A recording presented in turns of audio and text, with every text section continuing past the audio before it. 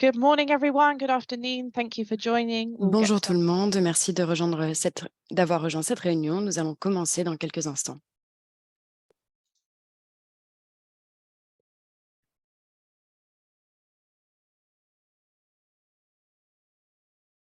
Hi there. Thank you for joining. I can see you're all Bonjour à tous et à toutes. Je vois que les participants rejoignent peu à peu la réunion. Nous allons bientôt commencer.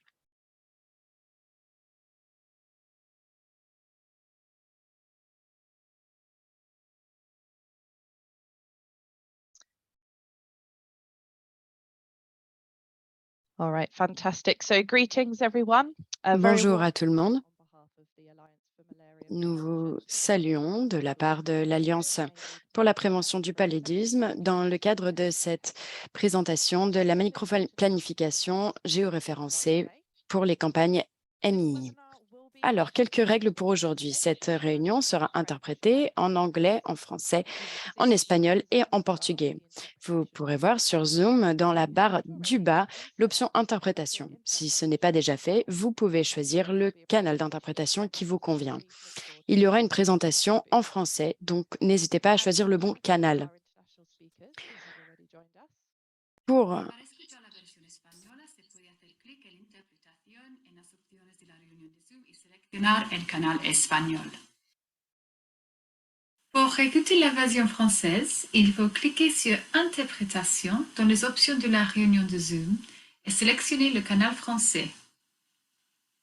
Para escutar a versão em português, por favor, clique no botão Interpretação nas opções da reunião do Zoom e selecione o canal de português. And thank you very much to our interpreters for your support with this Et session. merci beaucoup aux interprètes pour leur travail aujourd'hui. There will be time for discussion during the webinar today. Il y aura un moment d'échange pendant le webinaire d'aujourd'hui, après nos présentations. Si vous regardez les options sur Zoom, vous pourrez voir plusieurs boutons, dont un bouton chat et un bouton questions-réponses. Utilisez les questions-réponses pour poser des questions aux orateurs. Le modérateur ne va pas suivre de près le chat, donc si vous voulez poser une question, je le répète, posez bien votre question dans l'option questions-réponses Q&A. Juste pour vous rappeler que moi-même et mes collègues sont ici avec vous pour vous apporter un soutien en cas de difficultés techniques. Nos emails sont à l'écran si vous avez besoin de nous contacter. Il y aura également des sondages Mentimeter dans le webinaire d'aujourd'hui. Ils seront partagés, les résultats seront partagés dans le chat à la fin de la journée. Alors, à présent, nous allons commencer avec un petit sondage. À l'écran, vous pouvez voir les détails pour vous connecter au sondage. Vous pouvez scanner le QR code à l'écran ou ouvrir une page Internet, aller sur www.menti.com et entrer le code 89527632. Le code est le suivant, 89527632. Vous pouvez donc tous vous connecter sur la Menti et nous laisser savoir et nous dire d'où vous vous connectez. Je peux voir que les pays apparaissent petit à petit à l'écran, c'est fantastique.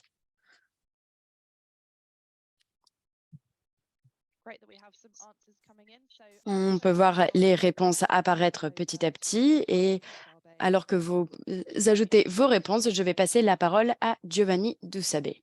Giovanni, la parole est à toi, merci.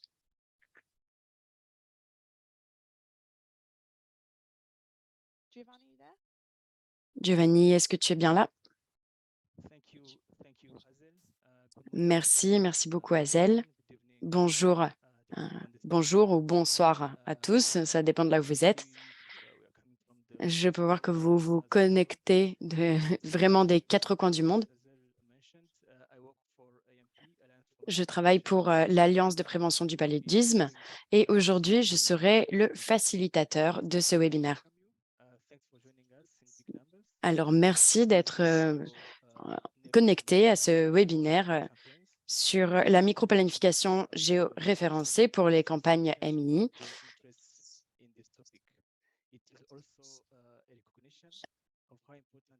Ce webinaire permet de discuter de ce sujet extrêmement important et parler également de l'efficacité de la mise en œuvre des différentes campagnes.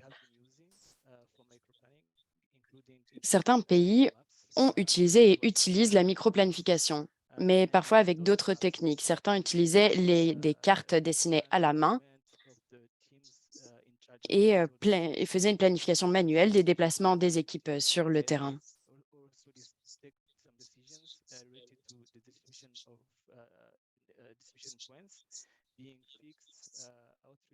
Et cela permet aussi de définir les différents centres de distribution. Cependant, nous nous sommes rendus compte que ces cartes dessinées à la main représentent certains inconvénients. Il est difficile, en effet, d'actualiser ces cartes. Il est également difficile de les partager. Et c'est également difficile de pouvoir les réutiliser à l'avenir. Souvent, les informations démographiques ne sont pas suffisamment précises. Il est également aussi difficile de savoir quelle est l'étendue, le périmètre ou les centres de distribution et les zones d'action. Donc, l'utilisation d'outils et de données géospatiales peuvent nous aider à améliorer ces techniques. Il y a plusieurs programmes nationaux qui ont utilisé ces outils et qui permettent d'améliorer le processus en utilisant les données géospatiales. Aujourd'hui, nous allons voir quels sont les bénéfices de l'utilisation de ces différents outils et nous allons montrer les opportunités, les leçons tirées en fonction des différents projets pilotes dans les différents pays. Il est très clair qu'il y a beaucoup de choses à apprendre et c'est pour cela que nous avons organisé ce webinaire et voir comment ces leçons apprises peuvent être mises en pratique. Il y aura plusieurs orateurs aujourd'hui, des orateurs venant du Burundi, du Nigeria, entre autres, et des représentants d'organisations. Chaque présentateur parlera environ 15 minutes chacun.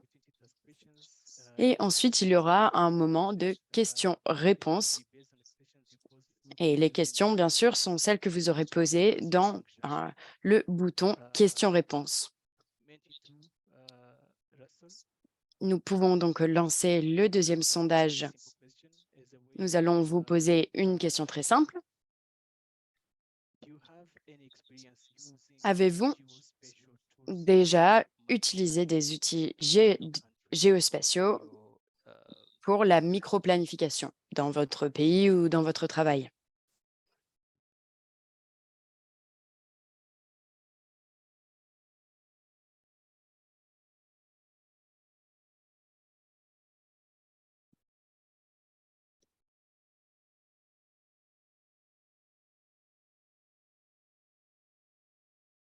We are getting mixed responses, but you can see many. Les réponses sont assez mitigées, mais on peut voir qu'une majorité n'a jamais encore utilisé ces outils. Donc, ce sera un moment très riche d'apprentissage aujourd'hui. Pour ceux qui ont utilisé déjà les outils géospatiaux pour de la microplanification, quelles interventions avez-vous appliquées? Dans quel cadre avez-vous utilisé ces outils? Ça peut être pour des MINI, des PID ou dans le cadre de campagne Covid.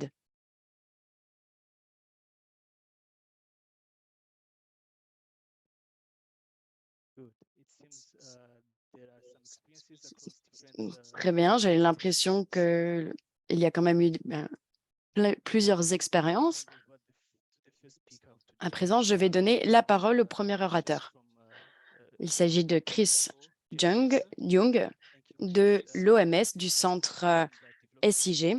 Merci Chris d'être avec nous aujourd'hui. Vous avez mis en place un manuel qui a pour but de fournir des informations sur la bonne utilisation des systèmes d'information géographique.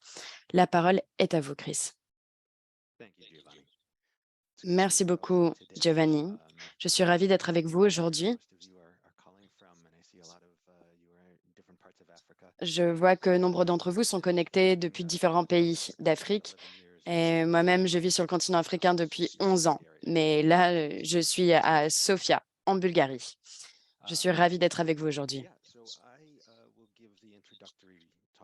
Alors, je vais faire la première présentation. Je vais vous donner quelques informations introductives, vous décrire un peu le scénario, les informations d'arrière-plan. Je vais vous expliquer qui je représente et où je travaille.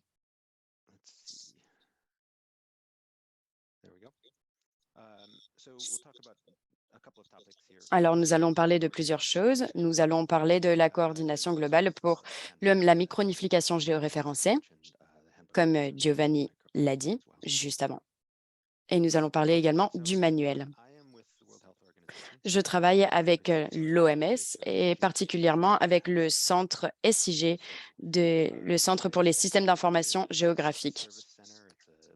C'est un centre de service qui travaille pour l'OMS à plusieurs niveaux.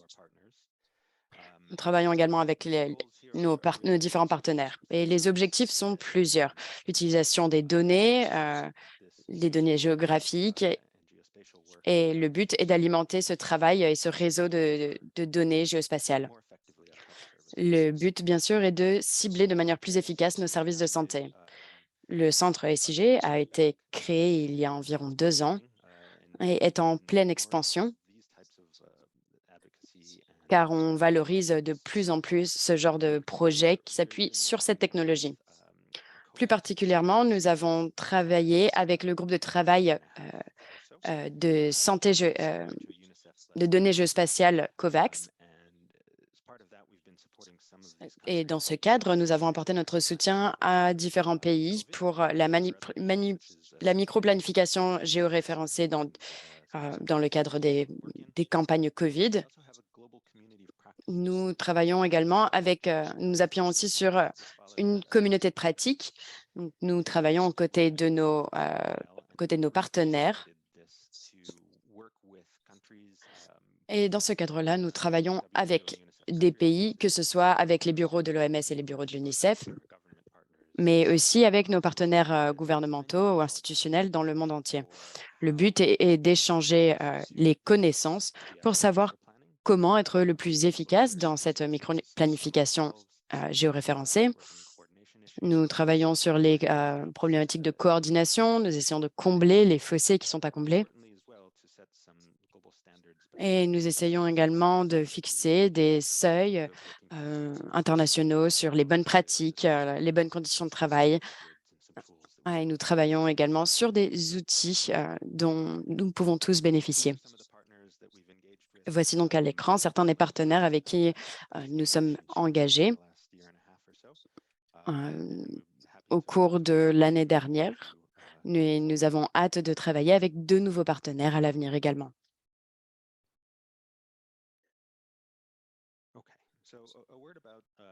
Alors, brièvement, je vais parler de la modélisation, de l'accessibilité de modélisation. C'est ce que l'on fait avec la microplanification.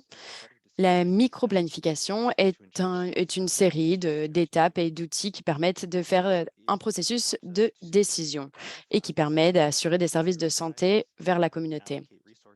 Cela permet d'allouer et de bien distribuer les ressources et de s'assurer que l'on se tourne vers tout le monde et que personne n'est laissé pour compte. Il y a plusieurs couches, plusieurs niveaux de données, et nous en parlerons un peu plus tard. Mais au cœur de ce processus, on sait que c'est un processus très local.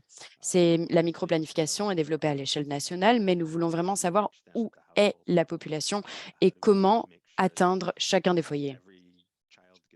Nous voulons nous assurer que chaque enfant a accès à un vaccin ou que chaque foyer a accès aux moustiquaires dont il a besoin. Nous voulons savoir où se trouvent ces personnes précisément, où se trouvent nos infrastructures et faire le lien entre les deux. Nous avons travaillé sur ce défi par le passé, mais de manière un peu plus traditionnelle. Et cela ne nécessite pas forcément de technologie particulière lorsqu'il s'agit de dessiner des cartes. mais les cartes dessinées à la main sont beaucoup moins précises.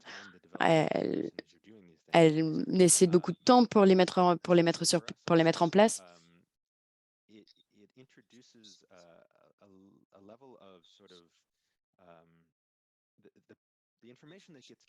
Mais l'information que l'on retrouve sur les cartes n'est disponible qu'aux personnes qui ont accès à ces cartes. Et avec la technologie, on peut ajouter différentes couches de données, les infrastructures, les zones d'implantation, les centres de distribution. On peut rajouter le temps de déplacement entre les différents foyers et les infrastructures. Donc, on a à présent la capacité d'être beaucoup plus précis et inclusif. Et l'aspect d'inclusivité est crucial dans notre objectif. On veut s'assurer que les communautés marginalisées ne sont pas laissées pour compte, que toute la population a accès aux soins et que chaque individu est compris dans ce programme, qu'il s'agisse des coins les plus reculés ou non. Nous essayons vraiment de nous baser sur des estimations de population les plus précises possibles, que ce soit dans le cadre de nos campagnes MII. Et à chaque fois, c'est quelque chose qu'il faut actualiser. Nos campagnes ont lieu tous les 2, 3, 4 ans. On fait toujours une actualisation entre chaque campagne. Et ce processus est très important pour alimenter chaque couche de données et s'assurer que nous puissions atteindre tout le monde. L'estimation de la population et la distribution géographique sont 2 éléments clés. Et cette information commence avec l'image satellite. Et bien sûr, cette image satellite est alimentée et améliorée grâce aux équipes sur le terrain qui recensent. Donc, le but est de savoir combien de personnes ont besoin d'avoir accès à tel ou tel produit et de combien de moustiquaires avons-nous besoin pour chaque point de distribution. Et de combien de personnel avons-nous besoin pour cette zone d'implantation. Il ne s'agit pas uniquement de savoir le nombre de personnes qui ont besoin du produit, mais il s'agit également de savoir la quantité de personnel dont nous avons besoin. Peut-être que nous aurons besoin de plus de personnel, plus de véhicules en fonction des zones. Voilà pourquoi ces 2 éléments sont très importants. Je suis désolée si je vais un petit peu vite. Je veux juste m'assurer que nous restions bien dans les temps. Donc, la modélisation d'accessibilité géographique est un élément clé. Et ce que l'on veut savoir, ce que l'on se demande, c'est où est-ce que l'on va installer nos différentes infrastructures, nos points de distribution. Est-ce que tout le monde va pouvoir avoir accès à ces différents centres, particulièrement pour les populations vulnérables? Et nous essayons de vraiment faire tout cela avec comme but central un accès équitable et juste pour tous.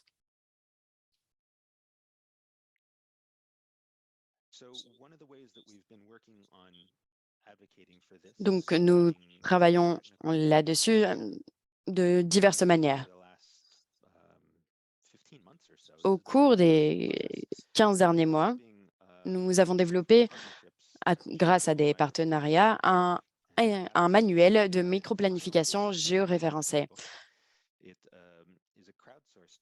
Donc, ce manuel est un document de données qui explique comment concevoir et mettre en place un programme à l'échelle d'un pays, à l'échelle d'un district, d'une région. Nous voulons faire en sorte que ces programmes encouragent la formation, le renforcement de compétences. Il reprend différents documents qui permettent d'avoir un plan d'action et les différentes lignes directrices à suivre, alimentées notamment par l'OMS et les différentes techniques que l'on peut utiliser dans ce genre de programme. Donc, nous l'avons fait dans le cadre du groupe de travail OMS-UNICEF-COVAX du SIG. L'OMS et l'UNICEF fournissent un soutien considérable dans ce genre de programme, comme d'autres partenaires comme le CDC, le Gavi, le Fonds mondial, la Banque mondiale, qui nous ont beaucoup aidés pour la coordination et le développement de ce document. Beaucoup de personnes ont contribué. Il y a 113 co-auteurs et relecteurs qui ont contribué à apporter leurs connaissances et leur expertise. Et nous sommes vraiment très près de clôturer ce projet et nous espérons pouvoir le publier dans les prochaines semaines. Alors, juste une dernière diapositive ici. Il y a deux lignes, deux approches dans ce document. Il y a une approche pour les concepteurs de programmes qui se concentre sur l'allocation des ressources humaines, sur le travail de plaidoyer, pour expliquer quelle est l'étendue du projet, quels sont les besoins et les ressources nécessaires pour ce projet. Et la deuxième ligne est plutôt adressée au personnel. Disons, une approche un peu plus technique lorsqu'on se penche sur les systèmes SIG, sur les différentes données, les résultats de ces différents programmes, comment faire une analyse. Il y a ces deux aspects qui sont repris dans le manuel. En parallèle, nous avons également développé un cours de e-learning, d'apprentissage en ligne, avec le même contenu que celui qui est repris dans le manuel. Mais pour certaines personnes, c'est une manière plus accessible d'avoir pour consulter ce contenu. Il y a 9 modules. Le cours est en anglais. Il sera bientôt traduit en français et sûrement en espagnol. Nous attendons encore peut-être des suggestions pour d'autres traductions. Donc, si vous voulez une traduction dans une autre langue que l'espagnol et le français, vous pouvez nous le signaler. Comme je l'ai dit, ce document suit cette approche, cette double approche, la même que le manuel. Et tout cela fait partie du système d'apprentissage de l'UNICEF. Et je pense que ce sera accessible dans quelques mois. Donc, merci à tous. Merci de m'avoir reçu aujourd'hui, de m'avoir écouté, de m'avoir permis de parler de mon travail. Au nom de l'OMS et du Centre SIG, nous sommes ravis de pouvoir apporter notre soutien, notre aide et nos conseils pour ces différents projets. Et nous avons hâte de savoir ce que vous faites à l'échelle de votre pays pour pouvoir en tirer des leçons et faire passer ces informations au sein du siège de l'OMS. Merci beaucoup. Merci, Chris, pour cette excellente présentation. Je pense que c'est une très bonne manière de jeter les bases pour la suite des présentations. À présent, je vais donner la parole au prochain orateur qui parlera du Burundi. Malheureusement, il n'a pas pu se joindre à nous pour la réunion. Il a préparé une vidéo pré-enregistrée que nous allons vous diffuser.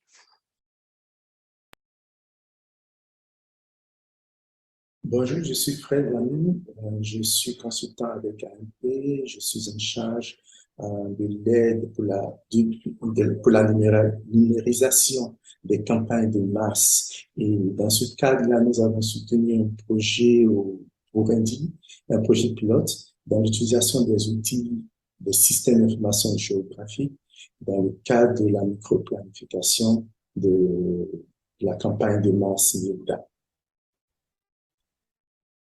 Le plan de présentation, je vais dans un premier temps vous présenter un peu l'arrière-plan du projet, les livrables. Évidemment, nous n'allons pas aller dans tous les livrables parce qu'en fait, le temps qui nous est imparti nous oblige à aller de choisir les livrables les plus pertinents. Et nous allons aussi vous présenter, par exemple, un échantillon de cartes qui est fait à la main et un autre échantillon de cartes qui a été amélioré par l'utilisation des outils des systèmes d'information géographique. Et ensuite, nous allons vous présenter aussi la démarche que nous avons utilisée dans l'analyse de l'estimation de la population liée au nombre de sites de distribution. Et bien sûr, nous allons aussi parler des leçons apprises et des recommandations. Aussi, là, nous n'allons pas aller de toutes les leçons apprises et recommandations, mais nous avons sélectionné certaines que nous trouvons pertinentes. Et nous allons aussi vous présenter les outils qui ont été utilisés et bien sûr, viendra le temps de questions.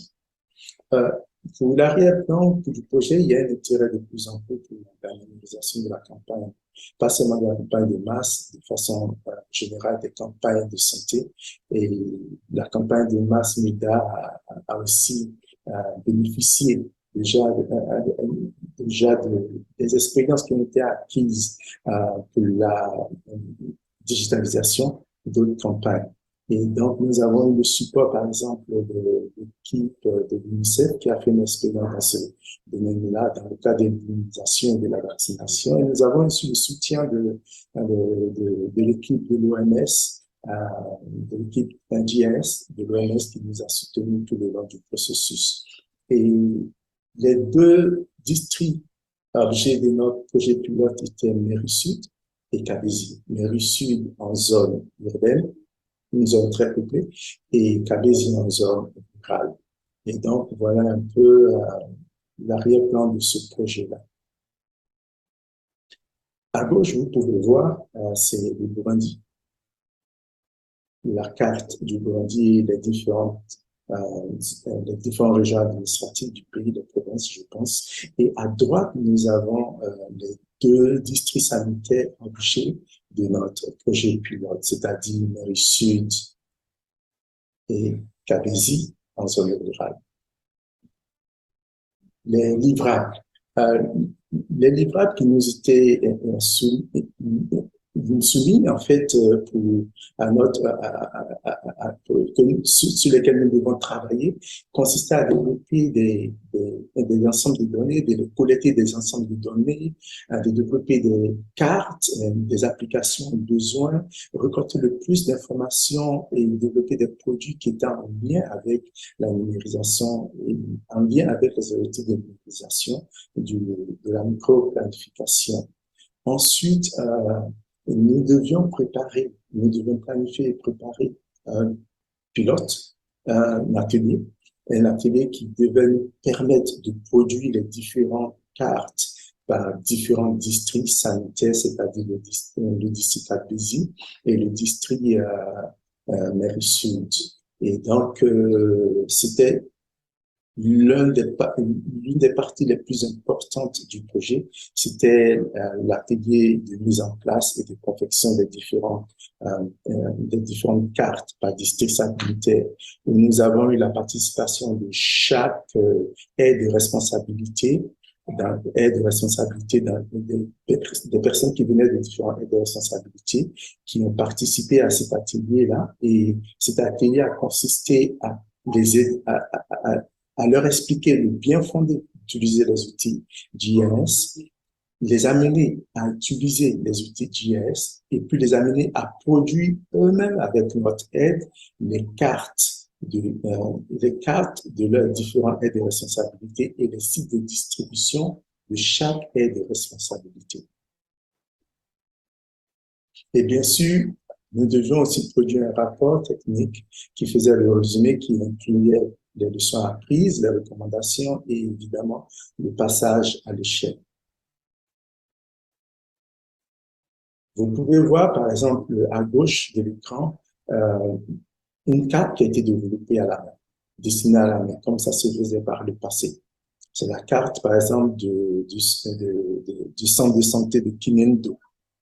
Et à droite, vous voyez par exemple le centre de santé de Kinendo qui a été développé avec des outils numériques que nous avons utilisés, qui consistait à améliorer ce qui se faisait à la main. Donc, on voit tout de suite la différence. Tout de suite, vous voyez par exemple que là, ils ont mis par exemple le lac Tanganyika à droite, alors qu'en fait, le lac Tanganyika, il se trouve à gauche. Nous, on avait le privilège d'avoir des outils et une carte à haute résolution qui nous permettait de travailler, non pas à l'aveugle, mais avec vraiment des niveaux de détail qu'on pouvait percevoir sur les différentes cartes que nous avions durant l'atelier. Mais évidemment, ceux qui ont fait la carte à la main ont eu du mérite, mais évidemment, il manque de précision. Il s'est aussi posé la question de combien de sites de distribution nous devons établir par district sanitaire et par aire de responsabilité. Et par exemple,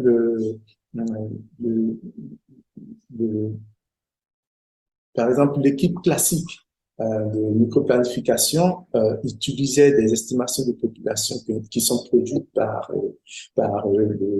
l'institution de statistique de Burundi. Ils faisaient des projections avec, et donc c'est sur la base de l'estimation de population produite par l'Institut de statistique de Burundi que l'équipe de microplanification établissait le nombre de sites. Mais nous, pendant l'atelier, on a décidé de choisir, par exemple, l'estimation de population venant de World Pop. Et quand nous avons décidé de choisir l'estimation de population venant de World Pop, nous avons fait des analyses de population en utilisant les critères qui nous avaient été partagés avec le Programme national de lutte contre le palud.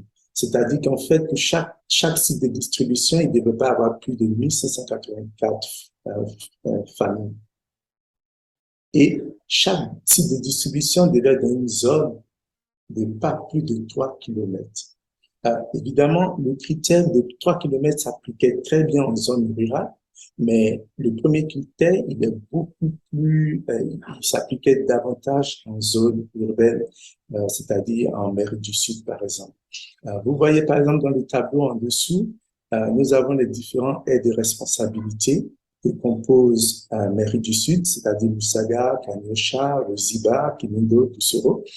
Et vous voyez ici, par exemple, le nombre de sites qui avaient été établis durant la campagne 2019 et le nombre de sites qui avaient été décidés par l'équipe de microplanification classique pour cette année, pour la campagne en 2022. Et ici, vous avez les sites de distribution avec lesquels nous sommes venus quand nous avons fait l'estimation de population en utilisant les outils, en utilisant l'estimation de population de World Pop. Et vous verrez ici la différence. Je vous donne un exemple simple.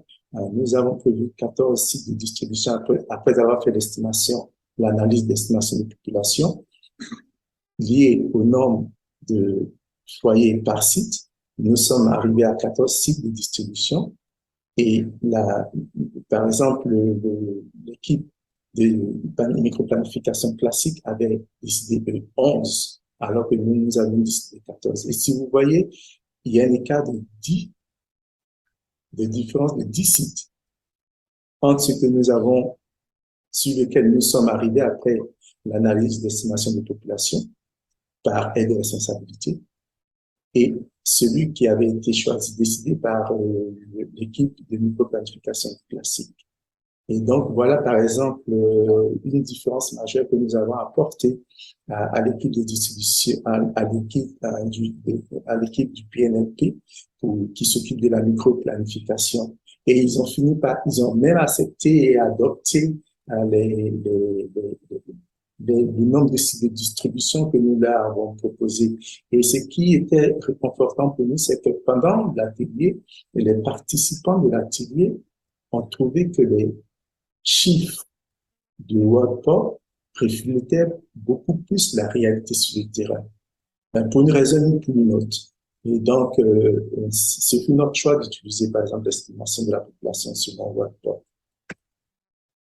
Et nous avons fait face à des défis. Et l'un des défis auxquels nous avons été confrontés, c'est par exemple le conflit en termes d'espace de juridiction. Quand il s'agissait vraiment de délimiter les différents espaces de juridiction, par exemple des aides de responsabilité, on s'est retrouvé dans des situations où les aides de responsabilité ne connaissaient pas forcément très, très bien leurs limites. Surtout entre la zone urbaine, les limites entre la zone urbaine et la zone rurale. Et donc, on était un peu embêté dans le sens où il n'y avait pas quelqu'un qui était capable de faire l'arbitrage. Et donc, ça, c'est une leçon qu'on a tirée, c'est qu'en fait, il faudra avoir quelqu'un pendant les ateliers, quand on fait ce genre d'exercice, quelqu'un qui peut faire un arbitrage, qui peut décider un arbitrage et qui a aussi le profil et l'autorité pour le faire. Et nous, pendant l'atelier, c'était un peu difficile de ce point de vue-là. Et aussi, une chose, c'est qu'en fait, il faudra améliorer les compétences dans l'utilisation des outils, des systèmes d'information géographique dans les différentes équipes qui s'occupent de la distribution de masse, qui font la microplanification pour la distribution de masse de moustiquaires. C'est quelque chose qui manque et la plupart de tous ceux qui participaient aux ateliers n'étaient pas des familiers des outils GIS. Et donc, c'est quelque chose à y penser, à développer des modules de formation à leur endroit.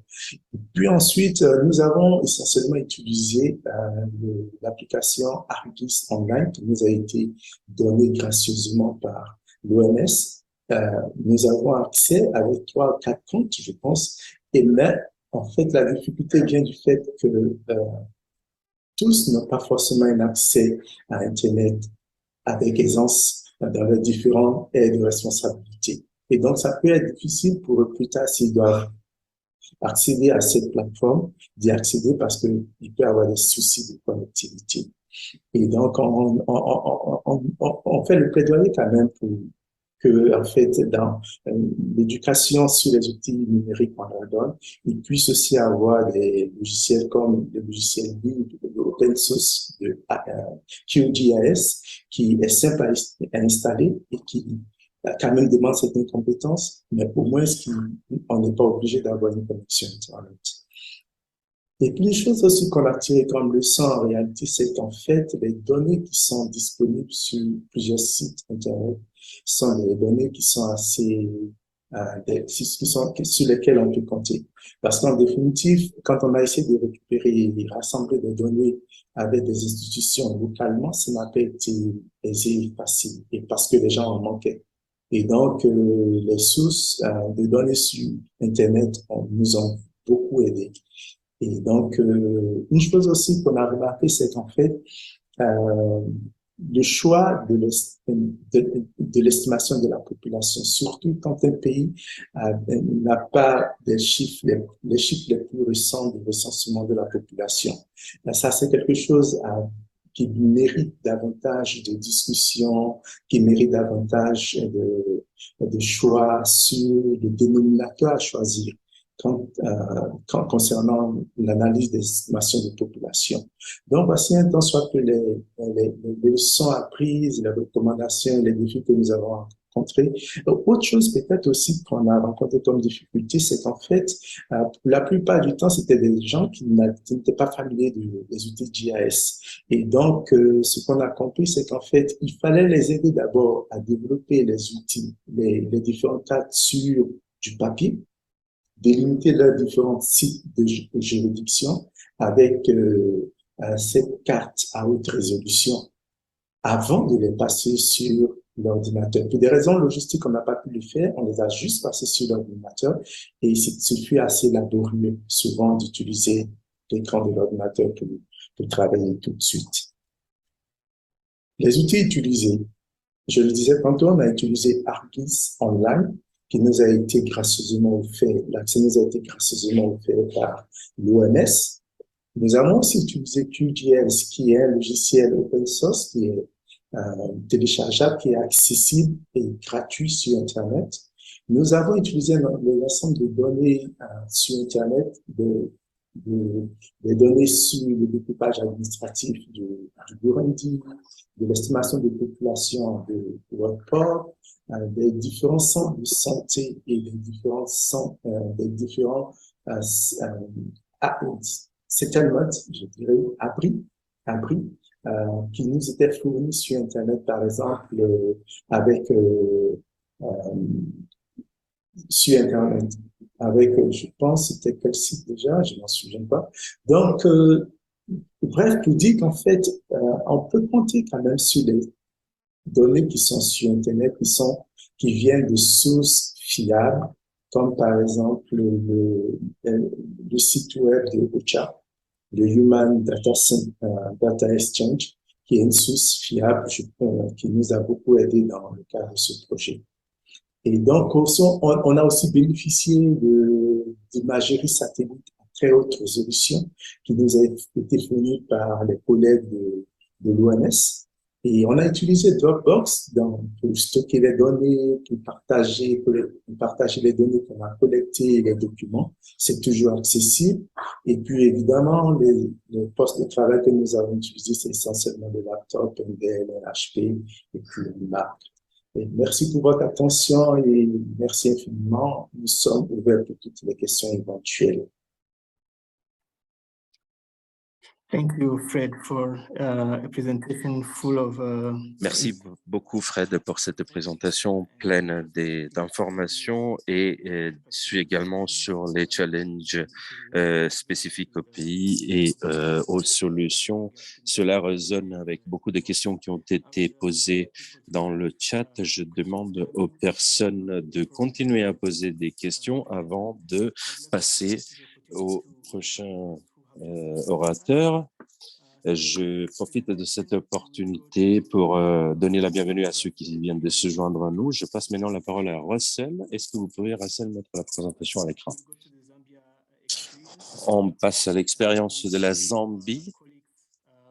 Nous avons nos collègues du programme national en Zambie et notre partenaire. Nous avons Cathy du programme national et Acros qui ont le brevet du micro-planning en utilisant des données spécifiques. Donc, ils nous parleront de leur expérience en Zambie. Je passe donc la parole à Cathy. Ensuite, Derek prendra la parole. Merci beaucoup. Merci beaucoup. Bonjour à tous et merci d'être dans cette réunion. Je m'appelle Cathy Cha et je suis part du programme pour l'élimination du paludisme et je serai rejointe par mon collègue tout à l'heure qui est un consultant et s'occupe de l'implémentation des ressources et des outils. Je parlerai de l'utilisation des données spécifiques dans le programme d'élimination du paludisme pour une planification contrôlée et un déploiement contrôlé. La slide suivante, je vous prie.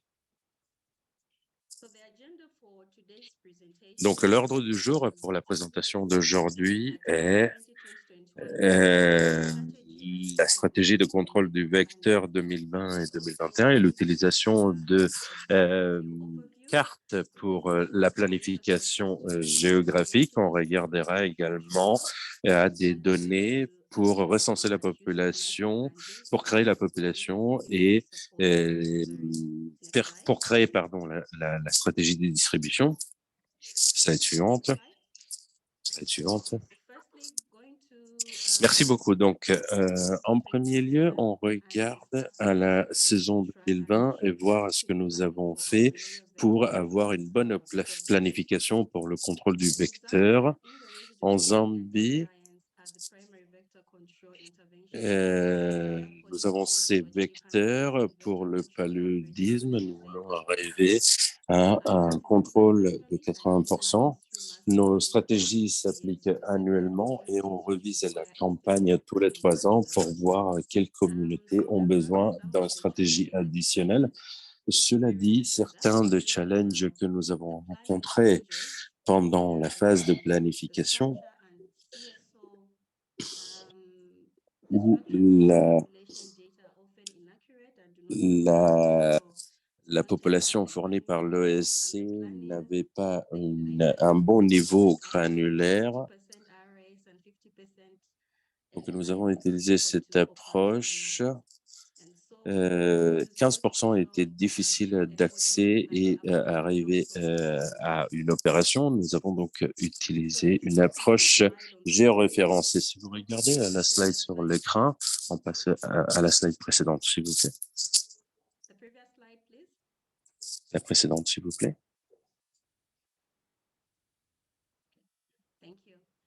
Merci. Si vous regardez à l'écran, ça, c'est une carte grid 3 faite par le programme de prévention du paludisme. L'objectif est ici de appliquer les produits Grid 3 pour créer des cartes et pour développer un modèle de planification pour compléter les maps et pour utiliser les données de microplanification dans 14 districts. Les cartes ont été produites pour les 160 districts en Zambie pour soutenir les opérations de microplanning. Slide suivante. Slide suivante. Merci. Alors, en regardant ici, on voit les en vert et en jaune les villages. Vous voyez, selon la structure des villages, nous avons le vert, le jaune. Le nombre, c'est le nombre total et le nombre en dessous du nombre total, c'est la population.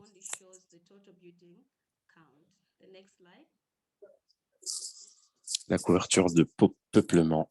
Slide suivante. Celle-ci. Pendant la microplanification, les équipes sur le terrain ont dessiné directement les cartes. Cela vous montre où ils prévoient de mettre des centres de distribution de MILDA pour s'assurer d'avoir tous les équipements nécessaires et les ressources nécessaires. Slide suivante, sans rentrer dans les détails, cela vous montre les modèles utilisés pour agréger les données au niveau du district. Slide suivante. Les deux objectifs, les deux résultats principaux de ce modèle, comme vous pouvez voir dans les zones encerclées de rouge, c'est la distribution de ressources qui a été efficace et le déploiement des MILDA dans les zones cibles et s'assurer également qu'il n'y ait pas des populations qui n'étaient pas prises en compte pendant cette période, planifiant pour un contrôle du vecteur à 100%. Slide suivante, s'il vous plaît.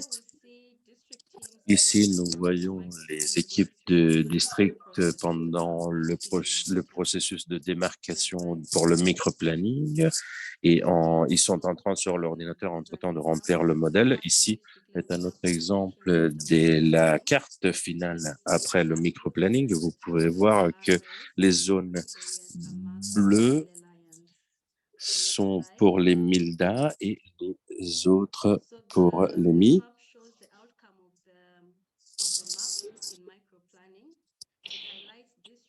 Cette carte vous montre les districts qui sont trop sourcés ou pas assez sourcés pour un contrôle du vecteur à 100%. Et cela vous donne le moyen d'en discuter directement avec les districts. Alors, vous voyez que le bleu foncé ici a besoin d'un follow-up ultérieur. Quelques leçons apprises pendant notre microplanification, c'est que l'utilisation de cartes peut aider énormément pendant la phase de macro-planning pour planifier les ressources et également pour une quantification des centres de distribution. Donc, l'utilisation des cartes physiques a posé des challenges qui peuvent être résolus en faisant le microplanning online et également les cartes sont beaucoup plus précises des recensements que l'on peut faire sur le terrain. Slide suivante. Avant que j'en termine, ici est une information sur pour faire des meilleures cartes où nous avons digitalisé la collecte des données. Les cartes que nous avons maintenant ont les centres, les districts et les centres de distribution, et comme vous pouvez voir, ont évolué.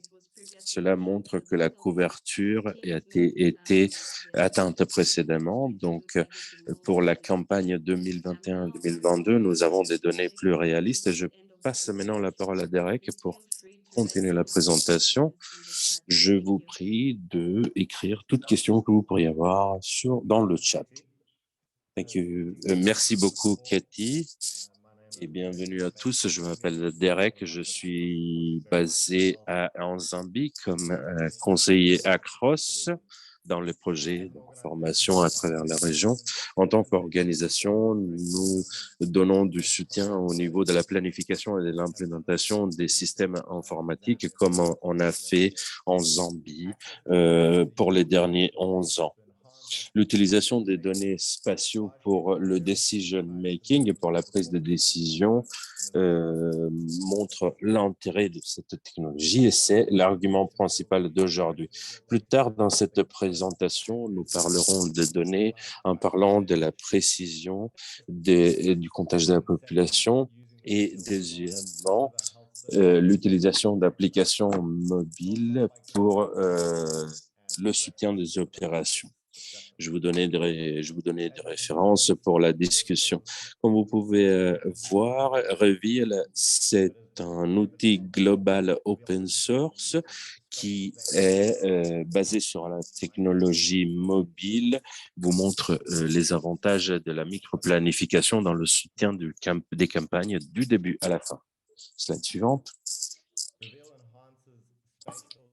Reveal vous montre des données géospatiaux pour la prise de décision critique pendant les phases d'intervention, mais également dans les phases de planification. Le premier pas, c'est de créer les données géospatiaux spécifiques pour soutenir la planification et la cartographie.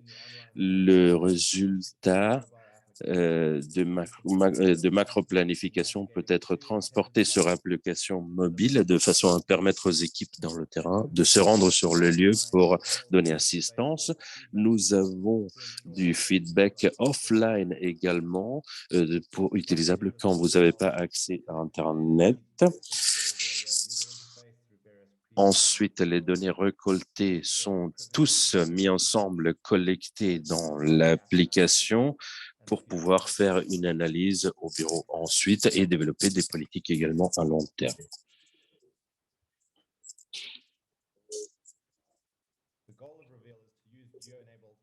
L'idée, c'est d'utiliser des données et des outils de géoplanification et d'avoir des données structuraux pour augmenter l'impact sur le terrain. Suivante. Reveal a été utilisé dans plusieurs pays qui soutiennent des différents programmes de réponse au paludisme. Il y a des thèmes communs dans ces pays, des problématiques qui sont mises en évidence fois et fois encore.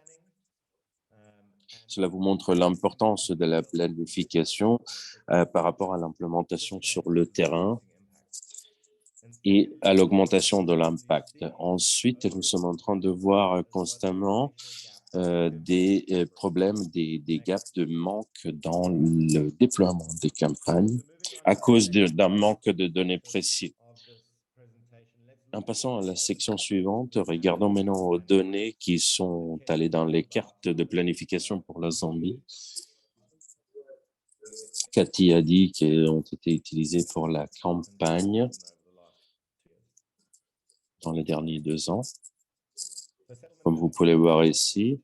Et au niveau de la population et le comptage de la population, on a utilisé plusieurs niveaux de données géospatiales.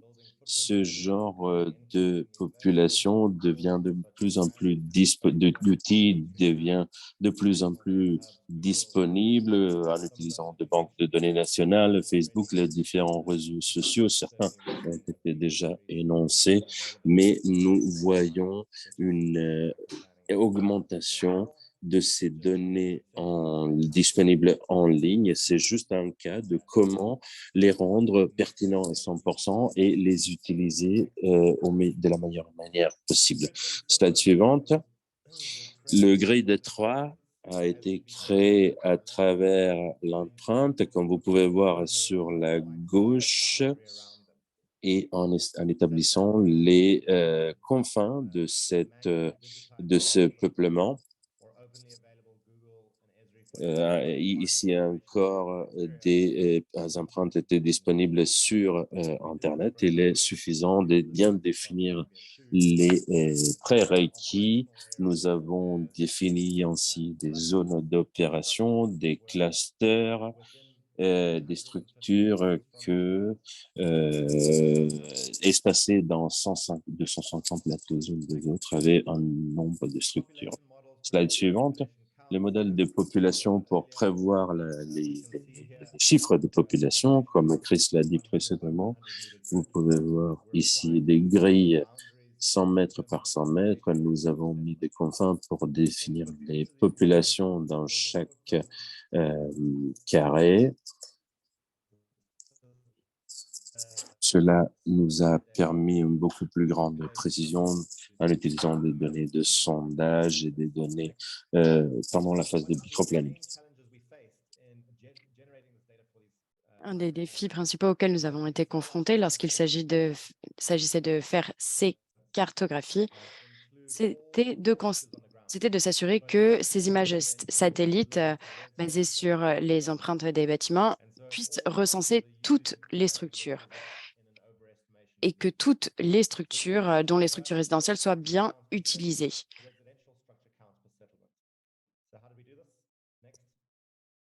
Alors, comment s'assurer que tout est bien fait?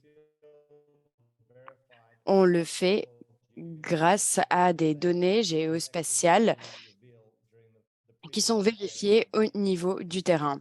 Ce sont des données qui ont été collectées pendant la dernière campagne de distribution des MII dans différents districts.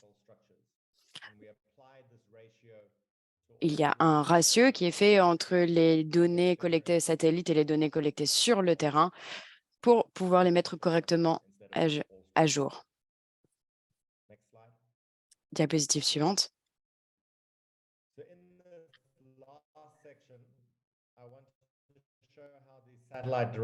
Dans cette dernière partie, je voulais vous montrer comment les grilles de Troie et les autres données dérivées des satellites sont utilisées dans ces outils numériques pour la microplanification. Si on regarde cette carte de ciblage de microplanification de 2021, on voit très bien que l'on a défini où sont distribués les MII et les PID. On a numérisé les zones encerclées en noir et on les a chargées dans l'application mobile Reveals pour pouvoir mettre à jour correctement ces données. Ce processus peut être fait en ligne avec l'outil de microplanification Reveal.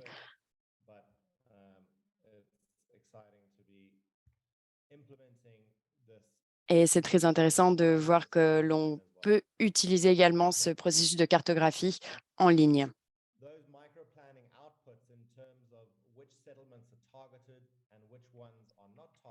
On peut voir quels endroits sont ciblés ou non ciblés. On peut voir quelles régions sont privilégiées et toutes ces données sont alimentées par les équipes sur le terrain. Et le but est de guider également les équipes sur le terrain dans la campagne de distribution. Et cela nous permet d'augmenter les chances d'efficacité de distribution de cette campagne et l'impact de la campagne. Diapositive suivante.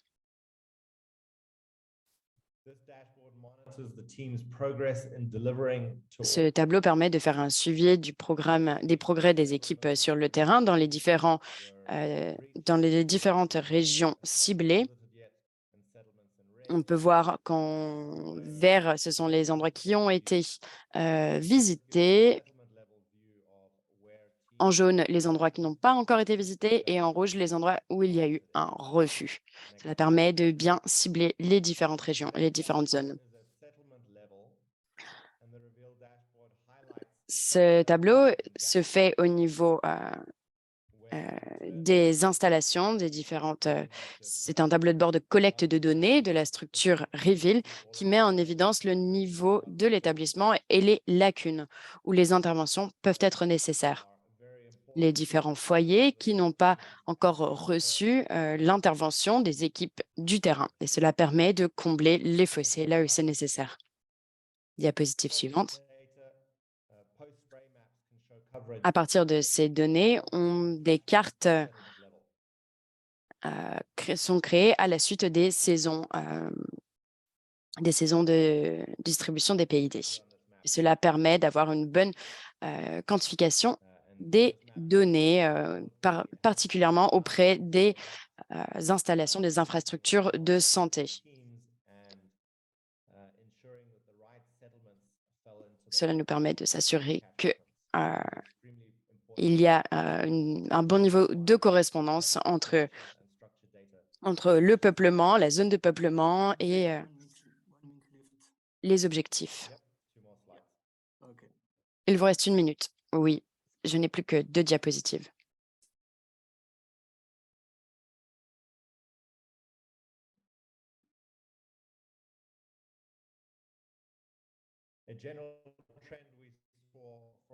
Seems to be quite a gap. Sorry, I'm just having challenges. Désolé, j'ai quelques problèmes techniques. Alors, il semblerait qu'il y ait quand même un bon écart entre ce qui est ciblé et les endroits qui sont visités sur le terrain. Il faut donc avoir une micro-planification plus précise et plus réaliste. Il semblerait qu'il y ait un écart de 41% entre ce que les équipes avaient ciblé et les endroits qu'elles ont bien visités sur le terrain. Alors, pour conclure, quelques recommandations et quelques leçons apprises. L'utilisation d'une compilation des séries de données sur la population avec des images satellites et des outils numériques permet d'avoir une approche de distribution très efficace. L'utilisation de ce processus de microplanification en ligne grâce à l'application Reveal permet d'être plus efficace, d'avoir un niveau d'efficacité d'avoir une couverture plus élevée. Et l'utilisation de cette plateforme permet d'améliorer tout le processus. La combinaison de différentes cartographies et d'outils mobiles peuvent être utilisés à travers tout le pays pour que les ressources soient bien rendues disponibles. Enfin, l'utilisation des données spatiales aide à prendre des décisions logiques et efficaces tout au long de la campagne. Et toutes ces données devraient être utilisées autant que possible.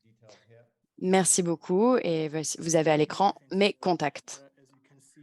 Merci beaucoup, Derek. Comme vous l'avez pu voir, il y a certains points communs et certaines différences avec les présentations que nous avons déjà eues. À présent, nous allons donner la parole à l'équipe du Nigeria. Nous avons Fatima du Programme national de santé et nous avons aussi Philippe Oyale Okoko et également Farouk Oumar du centre GIS qui vont présenter l'initiative GRID 3 dans une campagne qui a été faite dans l'État de Kano au Nigeria. Bonjour à tout le monde. Je m'appelle Fatima Nogaali. Je travaille pour le Programme national de lutte contre le paludisme. Je fais partie de l'équipe de distribution des MII. Je suis rejoint par mes collègues Farouk Oumar et Philippe Oyale Okoko.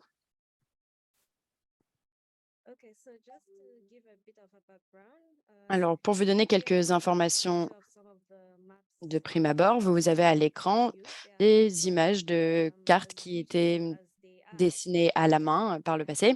Elles sont certes très bien faites, mais elles ne reprennent pas de manière très précise les informations. Elles sont difficiles à partager. Elles sont dessinées à la main.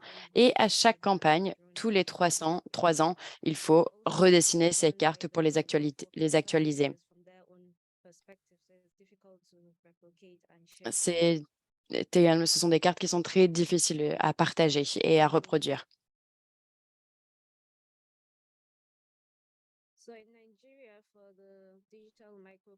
au Nigeria pour pour la microplanification dans l'État de Kano. On a lancé un projet pilote. Nous avons obtenu des données qui ont été récoltées lors de la dernière campagne en 2019. On pouvait avoir un code unique pour chaque peuplement, chaque zone de peuplement. On avait aussi le nombre de points de distribution. Aujourd'hui, nous ne fonctionnons plus avec les points de distribution, nous fonctionnons avec une distribution au porte-à-porte. Donc, ces données ont été utilisées pour comparer les différentes zones de peuplement que nous avions recensées. On peut savoir aussi où se trouve précisément chaque foyer.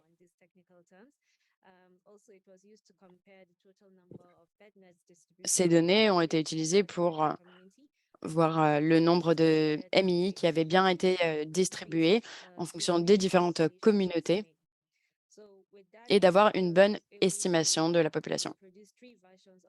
Nous avons produit 3 versions des cartes. Une qui s'appuyait sur les estimations de population, une sur les distances de déplacement, les distances entre différentes zones et les zones de distribution. Nous avons combiné ces 3 éléments avec l'outil numérique de micro-planification.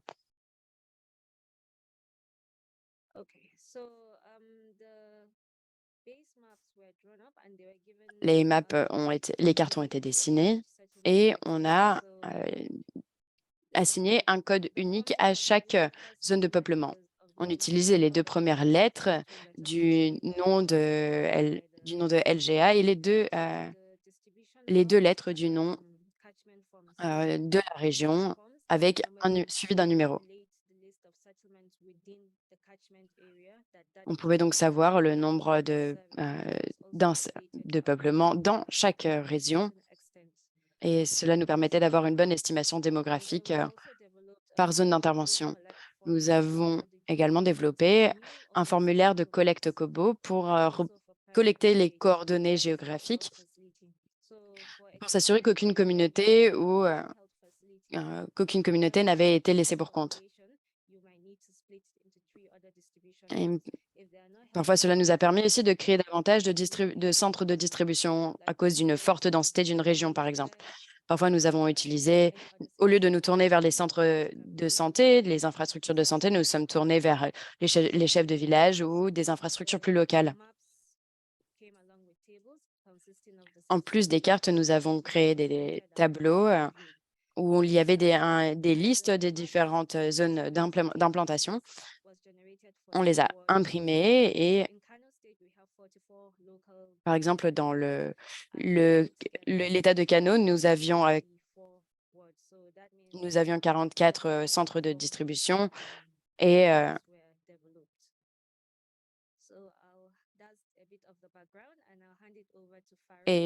844 responsables des sites de distribution.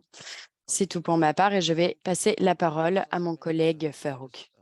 Merci beaucoup, Fatima. Comme tu l'as dit juste avant, il y avait beaucoup d'éléments impliqués dans la production de ces cartes. On passait de cartes dessinées à la main à des cartes numériques. C'était très utile lorsqu'il s'agissait de se réunir avec l'APP. Et le but, c'était vraiment d'avoir des cartes utiles pour la micro-planification en mai. Donc, on s'est demandé quelle était la procédure standard de collecte de données, quel est le groupe ciblé également. Et au final, 844 cartes ont été créées, car l'État de Kano est très, très grand. Donc, il y a une carte par chaque zone d'implantation. Vous voyez un exemple de carte à l'écran. Chaque carte reprend le nom du tuteur, du responsable.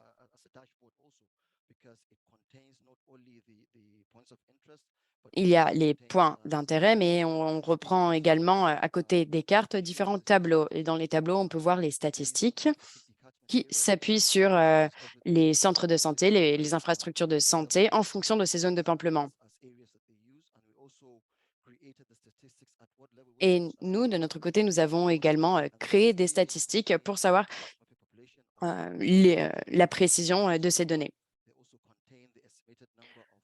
On reprend également le nombre estimé de foyers, le nombre estimé de MI et également le nombre estimé de points de distribution nécessaires. Ces données ont été très utiles pour nous. On n'aurait pas pu faire aussi bien sans ces tableaux et sans ces données. Et vous pouvez voir comment on a procédé au niveau LGA également. Ensuite, on peut se demander comment utiliser ces cartes, parce qu'il a fallu faire des formations, c'était quelque chose de nouveau, particulièrement au Nigeria. Donc, comme vous pouvez le voir à l'écran,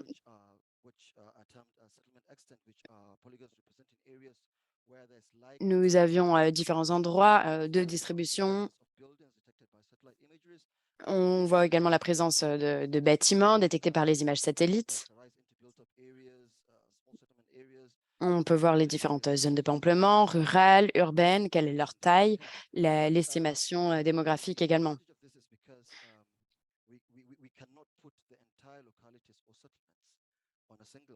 Et souvent, on ne peut pas reprendre sur une seule carte une zone de peuplement, car ce serait trop condensé. Donc, en général, on se concentre sur un seul point précis dans les régions urbaines. On peut avoir plusieurs points, plusieurs cartes pour un district, par exemple. Ou parfois, quand on travaille en zone urbaine, on fonctionne avec les différentes localités.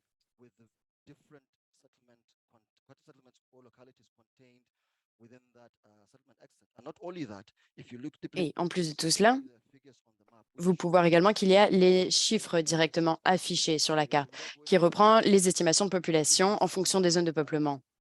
Donc, vous pouvez voir facilement l'estimation de population pour chaque peuplement.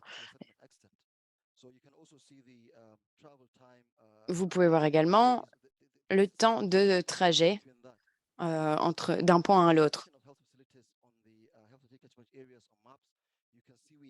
Vous pouvez voir sur ces cartes également que l'on recense les zones d'implantation des infrastructures de santé et leurs limites. Ces cartes ont été créées pour chaque tuteur, chaque responsable. Et ensuite, elles sont partagées et elles circulent au sein des centres de santé primaires.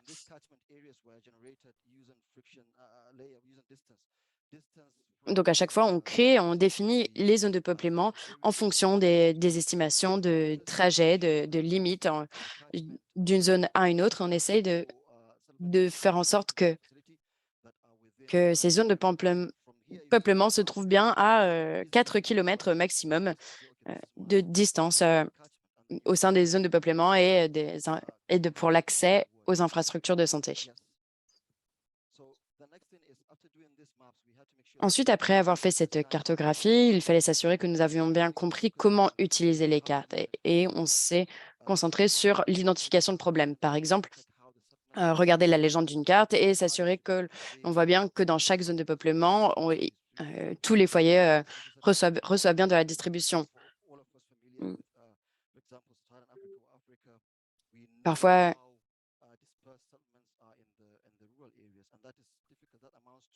c'est très difficile également d'avoir un recensement précis des différentes zones de peuplement. Ensuite, il y a les différentes couleurs utilisées. La couleur rouge, en fonction des zones de peuplement, signifie que la distance à parcourir est beaucoup plus longue de cette zone de peuplement jusqu'à une infrastructure de santé. Et ensuite, on essaie de voir s'il y a des barrières physiques, des barrières géographiques dans cette zone de peuplement en termes de topographie. Des obstacles géographiques qui pourraient survenir, par exemple en cas d'inondation ou autre. Farouk, je vais juste vous demander d'aller un petit peu plus vite.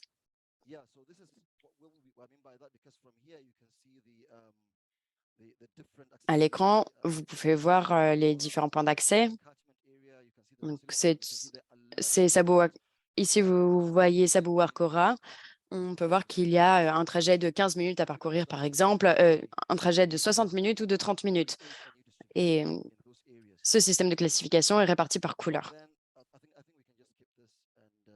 Je pense qu'on peut passer un peu à la suite. Je vais repasser la parole à Fatima. Donc, après avoir créé les cartes, nous avions fait plusieurs niveaux de formation au niveau étatique pour savoir comment faire cette collecte de données. Ensuite, on a fait une formation au niveau LGA auprès de l'équipe LGA pour savoir comment, pour pouvoir former les représentants des communautés.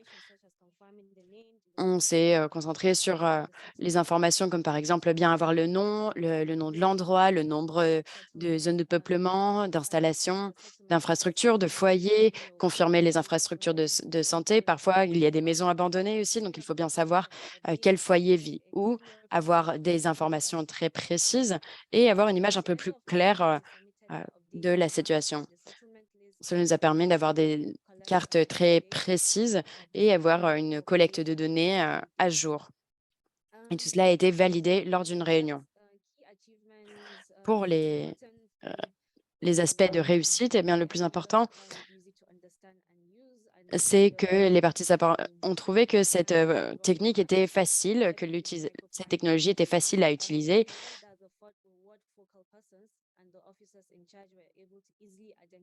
Les responsables et les tuteurs ont trouvé que c'était assez facile de faire des modifications, d'apporter des informations supplémentaires pour la mise à jour des cartes et de la collecte de données. Les nouveaux centres de distribution ont bien été enregistrés et l'information a correctement circulé. Alors là, je vais passer aux leçons apprises. Les cartes numériques ont été mises à jour, toutes les corrections ont été faites. C'est une très bonne base pour les activités de micro-planification pour la suite. On a également minimisé le nombre de zones de peuplement qui avaient été qui n'avaient pas été recensées dans le cadre de ces distributions. On a pu également faire un bon identifier les différents centres de distribution et faire un suivi de ces centres. Il y avait une personne point de contact qui permettait de résoudre les conflits dans les différentes zones de peuplement. Parfois, il faut vraiment qu'il y ait une personne locale en point de référence pour résoudre les litiges.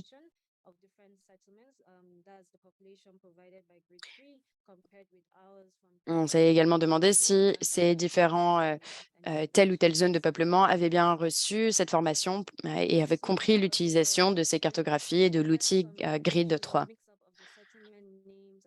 Pour les défis, c'est vrai que parfois, il y a eu des petites confusions avec le nom des zones de peuplement, des infrastructures de santé entre les cartes de LGA et les cartes de base. Mais le but, c'est de réussir à faire des corrections et de mettre à jour tout cela. Un autre défi, c'était de se rendre c'était d'inciter la population à se rendre vers ces nouveaux centres de distribution qui étaient installés. Mais l'équipe LGA a pu apporter tout son soutien et a pu vraiment soutenir la communauté dans ces changements. Nous n'avons pas encore la fonction de distance sur nos cartes, mais nous pensons réussir à la mettre en place pour les prochaines cartes que nous allons créer.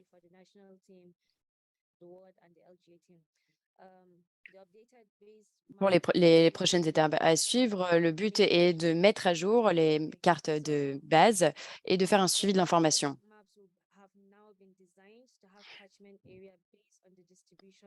Maintenant, il faudra bien intégrer également les nouvelles zones de peuplement qui n'avaient pas été recensées par le passé. Il faut également aussi prendre en considération tous les obstacles, toutes les limites que l'on peut potentiellement rencontrer.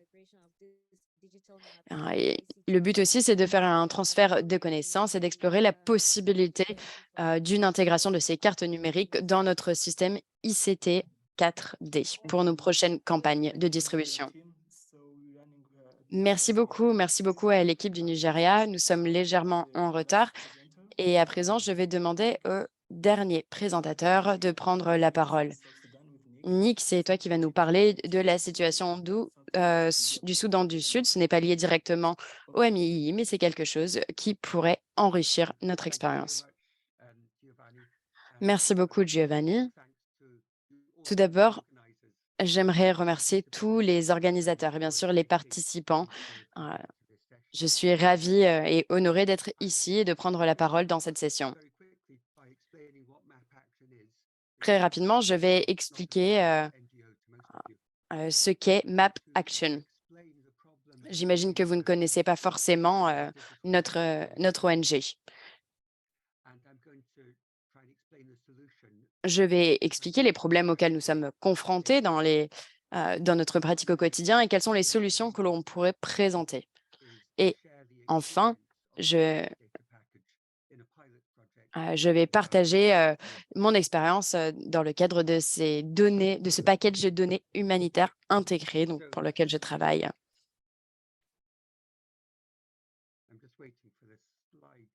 J'attends juste que l'on passe à la diapositive suivante.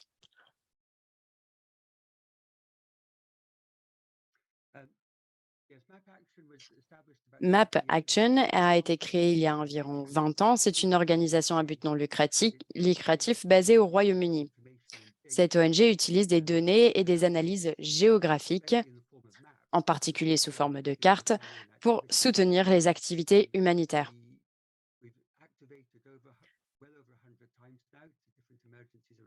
Nous avons participé à plus de 100 activités d'intervention d'urgence. Nous travaillons avec des spécialistes, des spécialistes bénévoles.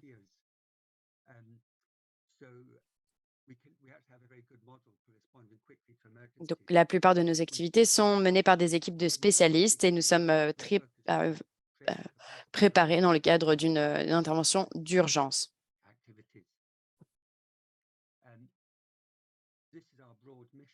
Voici notre objectif principal, notre mission, comme vous pouvez le voir à l'écran, permettre aux organisations d'utiliser des cartes et des données de manière efficace et innovante pour soutenir l'action humanitaire.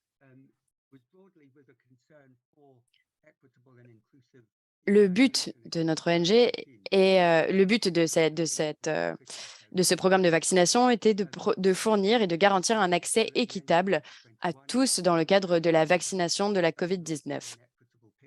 Les données datent de 2021 et bien sûr, nous n'avons pas encore suffisamment de recul pour tirer des conclusions. Au cours de l'année dernière, lorsque l'approvisionnement de vaccins était devenu compliqué, nous avons soutenu les différents programmes de vaccination et les différentes initiatives humanitaires. Nous avons travaillé dans les groupes de travail technique du GIS, du SIG de l'OMS.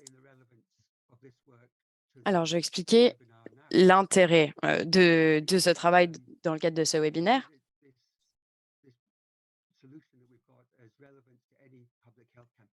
Cette solution est pertinente dans n'importe quel cadre de campagne de santé, que ce soit dans un cadre d'immunisation, de vaccination ou de distribution de tel ou tel produit.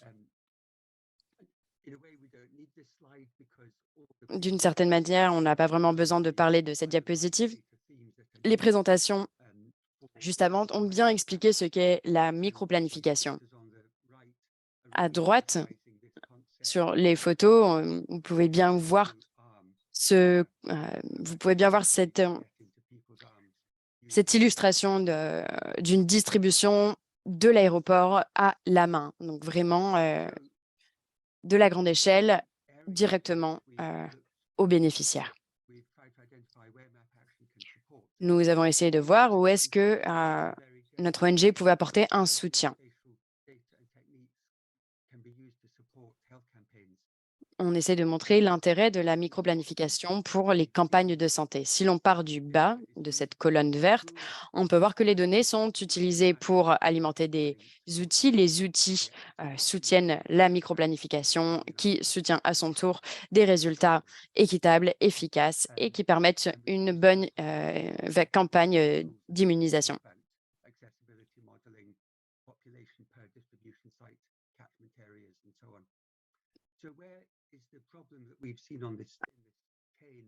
Alors, où se trouvent les problèmes que nous avons pu rencontrer?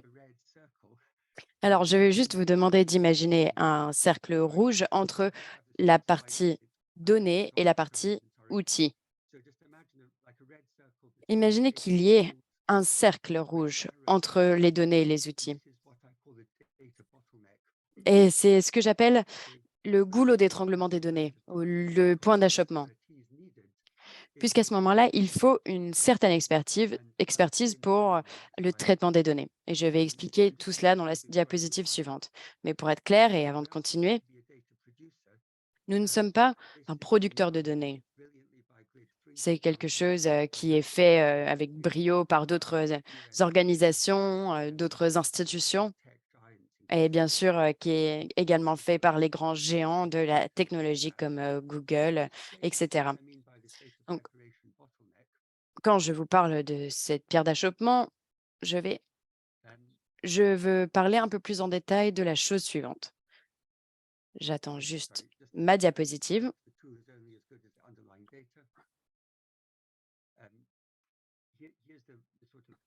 Vous pouvez donc voir cette pierre d'achoppement dont je parlais. Donc, pour le déroulement des étapes de travail pour le traitement des données, prend la forme suivante. Et j'imagine que les autres orateurs retrouveront à peu près des idées, les mêmes idées que moi sur ce tableau. Donc, on trouve les différentes sources, identifier les différentes sources de données. Ensuite, il faut évaluer chaque donnée candidate, donc savoir la précision de ces données, la pertinence, comment est-ce qu'on associe ces données. Et parfois, il n'y a pas suffisamment de données dans lesquelles puiser. Donc, il faut se tourner vers plus de ressources. Donc, il faut évaluer ces données, ensuite les sélectionner pour voir laquelle convient le mieux dans le programme. Ensuite, il faut passer au processus de nettoyage des données. Donc, voir où sont les différents écarts. Est-ce qu'il y a des duplicata de données? Est-ce que c'est pertinent? Ensuite, il faut avoir un modèle, un outil de données, d'utilisation des données très clair avec les différents noms, les différents champs, un dictionnaire avec des différents codes. Et il faut classifier et il faut classer tout ça de manière très nette dans un modèle. Et ensuite, après avoir généré ces codes, j'obtiens des documents et cela est transformé donc en documents pour que l'utilisateur final puisse avoir accès et comprendre ces documents. Et ensuite, on choisit le format et on exporte.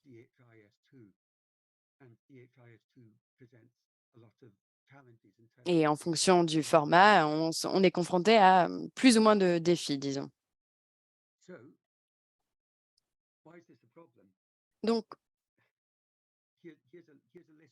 pourquoi est-ce que cela pose problème? Eh bien, là, vous avez une liste des problèmes typiques auxquels on est confronté lorsqu'il s'agit de traiter ces données. Il y a des barrières lorsqu'il s'agit d'utiliser des outils de données géospatiales.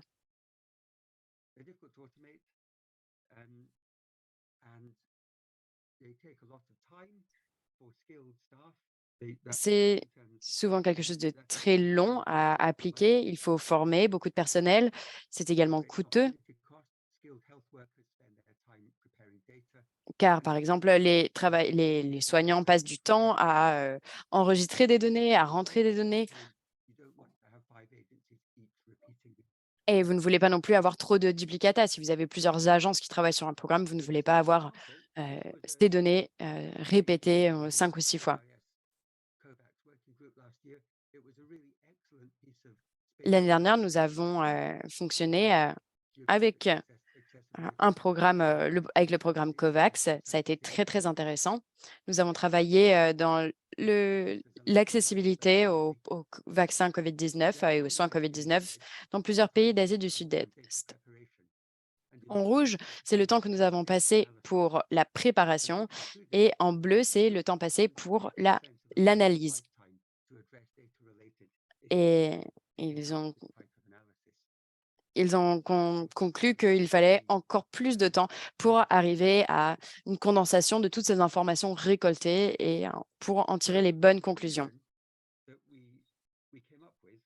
La solution que nous avons proposée est en réalité un concept assez simple. Le but est de proposer un sorte de package d'ensemble de données humanitaires prêts à être utilisées, accompagné d'une documentation et d'outils fournis, adaptés en fonction de la situation, bien sûr.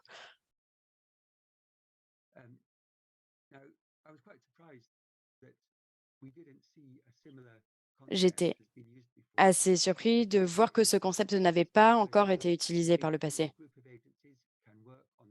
Et vous pouvez voir qu'un groupe d'agences vont travailler sur les données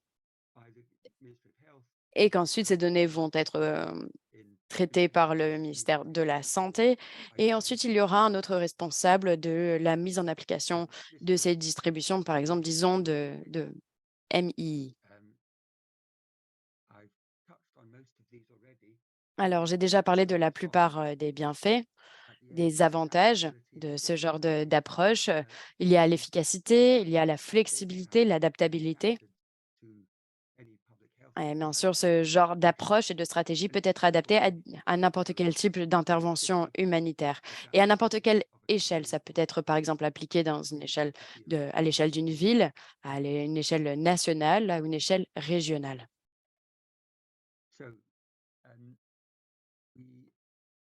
Funding early last year to run a pilot project, in effect, as a proof of concept. Donc, les projets nous avons vus dans les dernières années. Yeah. Let's move faster. Yeah. Okay. No problem. Thanks. I'll just move on. Un projet We chose South Sudan pilote. because at the time it was about to start its COVAX rollout. This was our broad implementation process, J'entends mal l'orateur. but it's really just showing Voilà donc notre processus the d'implémentation. contents of the data package. Now, we got Dans l'implémentation du contenu du paquet de données, nous avons eu une bonne idée. Nous avons basé ce paquet de données dans de la littérature disponible UNICEF et OMS. Ceci, c'était le handbook que vous connaissez déjà. Nous avons travaillé avec 5 partenaires. Un donateur nous a permis d'appliquer une expertise. Encore une fois, and also Esri. In terms of the actual, what does it look like if you open a data package? This is the typical structure of it, and this is the one we use for South Sudan. Mon écran, mais ça comprend aussi la structure normale et c'est ce que nous avons utilisé. Il a des données de base, des métadatas, il y a également des projets SIG, donc vous pouvez l'ouvrir immédiatement et il n'y a pas besoin de créer son propre projet avec des symboles et ainsi de suite. Nous avons inclus également des fonctionnalités pour soutenir la collecte de données à travers Excel et Kobo, par exemple. Et il y a, en termes de narrative, une documentation très étendue. Nous l'avons publiée l'année dernière.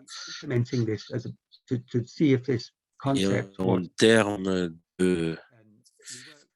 d'implémentation, pour voir si ce concept était utilisable, nous étions à Juba avec le ministère de la Santé et le bureau du pays de l'OMS et l'Organisation de santé du Soudan du Sud.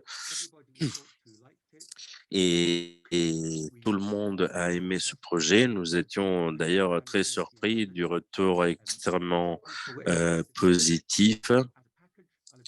Certaines personnes avaient un intérêt à l'utiliser comme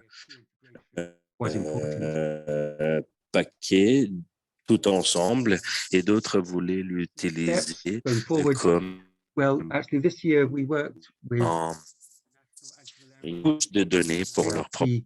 in Burundi, and hello to colleagues there.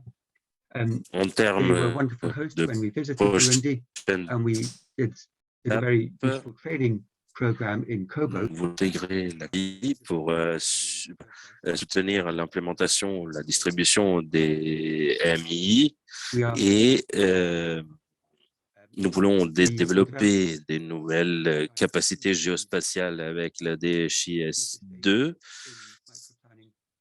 Support. And we also just recently have got funding for 2 to 3 years of work to develop the data package concept in microplanning in 3 or 4, maybe 5 countries. So that plan is underway at the moment. I know we're short of time, so I will stop there and hand back to Giovanni. Thank you very much. Thank you so much, Nicky. Fonds pour un projet dédié sur la microplanification 3, 4, 5. Question and answer Il me session. reste pas, je passe la parole à Giovanni. That we have Merci. over Merci 21 à tous les questions. présentateurs, à tous les orateurs. Maintenant, nous restons dans la phase des questions du chat que nous avons plus de 21 questions. En termes de ressources, que ce soit So what are the implications? humaines, financières, matérielles, techniques, de temps. Donc, quelles sont les implications en termes de ressources pour cette approche par rapport à des programmes utilisés dans la microplanification, dans l'implémentation des MILDA. Donc, je commencerai par Chris et ensuite d'autres présentateurs, d'autres orateurs qui ont présenté. You are on mute, Chris. Vous avez entendu la question, Chris? Vous êtes en mute? I got part of the question, but is it in the chat? Which one are we? Oui, j'ai entendu une partie de question, mais c'est dans le chat. Laquelle? The question is, what are the implications in terms of resources? Donc la question est, quelles sont les implications en termes de ressources humaines, ressources financières, les ressources matérielles, techniques ou le temps sur l'approche par rapport à l'approche actuelle utilisée pour les MILDA? C'est une très bonne question. Je pense qu'on devrait faire un pas en arrière d'un côté holistique parce qu'il y a du travail à faire pour créer ce programme, créer les capacités, développer les datasets dans la phase d'apprentissage, mais cela peut se transformer dans un gain considérable dans l'optimisation de ressources dans le processus de distribution de MILDA ou des MI.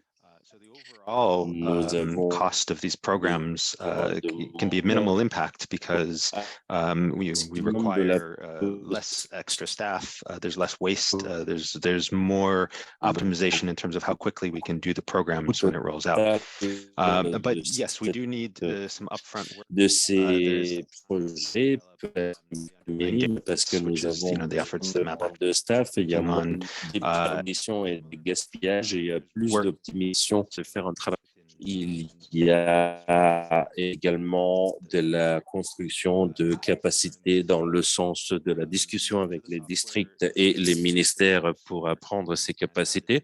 La plupart des logiciels sont open source ou peuvent être obtenus à travers l'OMS Par exemple, si vous regardez pour un SIG online, il y a énormément de ressources disponibles, ça ne devrait pas être un problème. Le coût peut être minime en termes de dollars. Évidemment, cela demande un peu de temps au début du projet et le plus de temps vous passez dans cette phase de planification, le moins vous allez dépenser en termes financiers.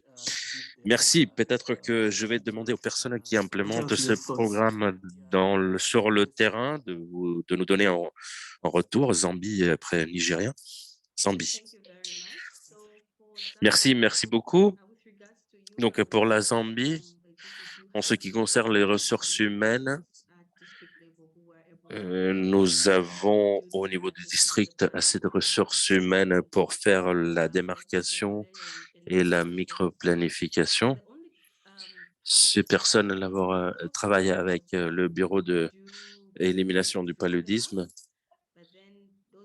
Le plus grand coût, et en termes de temps, c'est la création des cartes. Donc, il y a une implication au niveau des coûts sur cela. Mais autrement, nous avions les ressources pour s'occuper de tout cela, également grâce au fait qu'on a été soutenu par nos partenaires. Je passe la parole à Derek pour s'il y a des choses à ajouter. Merci Cathy et merci pour la question. Je pense qu'il y a une augmentation dans les données disponibles d'une source et dans la génération de ces données. Different countries' approaches to support microplanning, but that data is, there is some level of data that needs to be generated by the country themselves. They need to recognize the importance of using sont utilisés dans plusieurs générations ou de l'inclusion d'approches spatiales dans leur programme. Et cela, évidemment, demande un nombre important de données, mais c'est proactif à la pertinence des décisions. L'une, par exemple, est la définition des aires de santé. At which microplanning quantification is done. La plupart du temps, quand une quantification est faite, avoir des limites nous aide. To understand population and structure counts, but also to then measure your interventions. Prendre les datasets.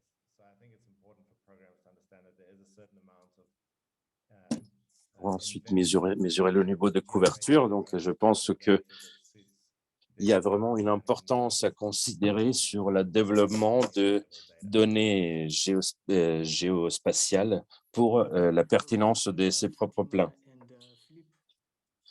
Ifos, Fatima et Philippe pour la deuxième question.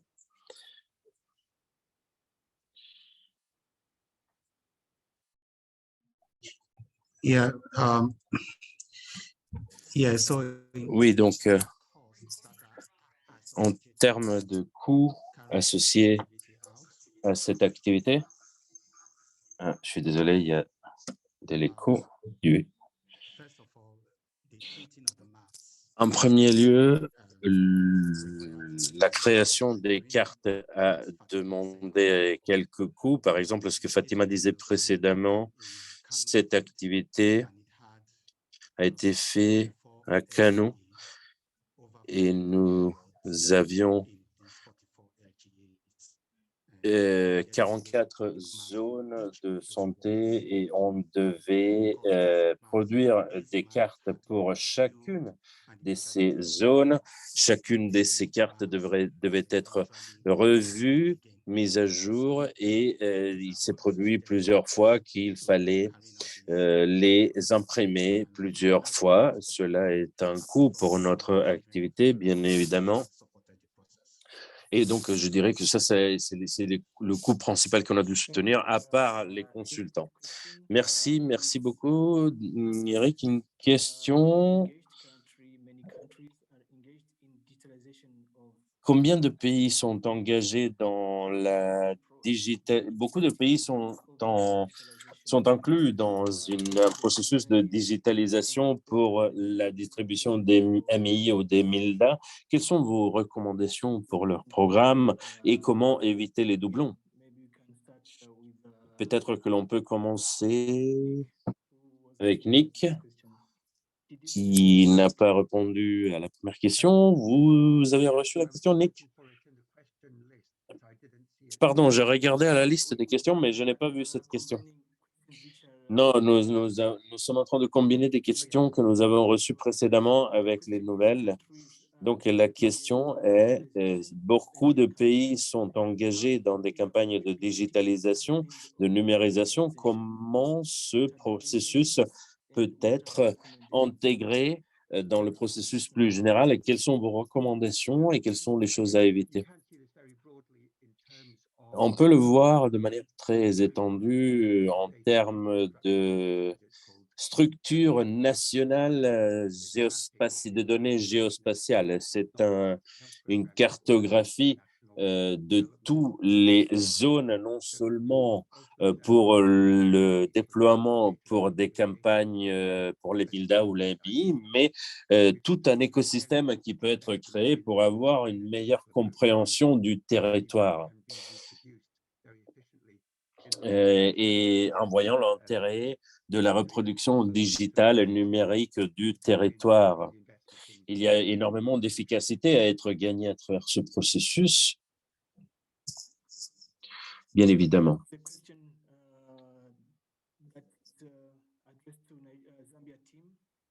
Ensuite, la question à l'équipe de Zambie. Dans ma compréhension, la planification est basée sur la population. Donc, comment mettre en évidence la population en se basant sur des données géolocalisées, géoréférencées? Cathy, merci beaucoup. Donc, pendant la planification, nous avions des données de population sédentaire que nous avons utilisées. Donc, nous avions évidemment un OSC.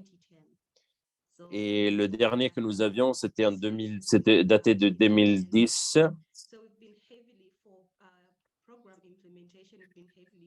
Donc, pour l'implémentation du programme, comme vous comprenez, ces données sont obsolètes. Donc, on a dû se baser beaucoup sur le comptage de la population. Et ensuite, nous avions également des données géospatiales de population. Et donc, nous essayons de faire des croisements entre les différentes informations et les différentes estimations de population. Cela nous a aidé à valider quel genre de population à utiliser et le pays a été beaucoup aidé parce que nous sommes en train de faire notre planification. Donc, par exemple, par le paludisme, vous avez ce comptage de la population, l'OSC, les données de microplanification pour la population et ensuite, et donc nous regardons tous ces données et nous essayons de comprendre, de faire la moyenne parmi tout cela pour essayer de s'approcher le plus possible de la population cible. Et évidemment, pendant notre évaluation, nous avons mis une tolérance de 10%. Et si la tolérance de 10% était dépassée, il fallait se rendre à nouveau sur le terrain pour vérifier les anomalies. Donc voilà, ce système de référence croisée. Merci, Derek. Juste pour souligner ce que tu as dit, Cathy, c'est très important dans le processus de décision sur la quantité, sur la quantification, d'avoir ce processus de validation. Certains districts pourraient avoir des comptages et des données OSC très précis, mais nous voyons que le comptage de la population n'est pas toujours très, très fiable ou précis. Donc, d'avoir des datasets qui ont été générés de manière très générale comme dataset alternatif et l'utiliser pour valider ces hypothèses peut être extrêmement utile. Et également, ce qui peut aider, c'est une supervision sur le terrain dans ces zones où on pense avoir les plus grands écarts, comme Cathy l'a dit. Merci beaucoup. Pour le Nigeria, Farouk, quels outils ont été utilisés pour modéliser l'accessibilité en termes de temps de parcours? Oui, merci beaucoup. Je pense que ce que nous avons fait, c'est essayer d'utiliser des mesures différentes. Au début, nous avons proposé la zone de service. Nous voulions être sûrs que à chacune personne, on donne la bonne distance. Mais nous avons ensuite fait une analyse de tous les éléments obstants et les prendre en considération pour avoir la distance et le parcours le meilleur. Nous avons essayé de l'utiliser également pour s'assurer de avoir la zone de peuplement la plus proche aux zones d'intervention. Merci beaucoup Farouk. Il y a une autre question pour après la microplanification, comment cette planification est prise en considération dans la carte et comment cela est pris en considération dans la création des équipes. J'ai perdu le début. En cas de déplacement, des mouvements de déplacement de la population après le macro-planning, comment cela se montre sur la carte et est cela pris en considération dans l'organisation des équipes? Je pense que d'autres personnes qui ont de l'expérience sur le terrain ont un meilleur pied pour répondre à cette question. Nous n'avons pas fait face à cette problématique directement dans notre travail, mais évidemment, je proposerai de travailler avec d'autres datasets, d'autres bases de données, des bases de données qui incorporent le déplacement des personnes de manière très dynamique. Alors, il serait très intéressant d'ailleurs d'entendre si les collègues ont des réponses pour cela. Il y a des... Juste quelque chose depuis à partir de notre travail au Sénégal. On a travaillé sur une maladie tropicale